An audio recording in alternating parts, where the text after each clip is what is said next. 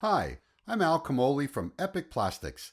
Today, we're here with Jamie of Gomez Landscape and Irrigation, and we're here to show you the 4 easy steps necessary to get a great professional-looking Benda edging installation. Dig down or create a clean trench about 6 inches back from the front edge of your design.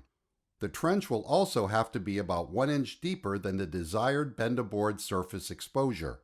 It's a good practice to leave as little Benda exposed above grade as possible, but be sure to expose no more than 25% of the board above grade. Benda is extremely flexible and will accommodate a tight bend without worrying about cutting the board. Now get your first length of Benda and start by laying it into the trench.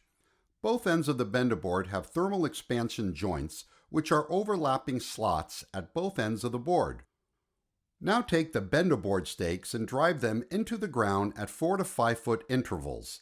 The top of the stake should be about 1 inch below the top of the Benda. This practice conceals the stakes and makes for a cleaner installation. It's important to use the thermal expansion joint at this point to allow for the expansion and contraction characteristics inherent in plastic products. At the joint, use 2 standard stakes mounted on opposing sides of the Benda leaving a small gap on each board to allow for expansion and contraction resulting from temperature change. Now take 2 number 6 galvanized or coated screws and drive through the stake into the Benda edging. The screws will hold the board firmly in place, which will be reinforced later with backfilling and soil compacting.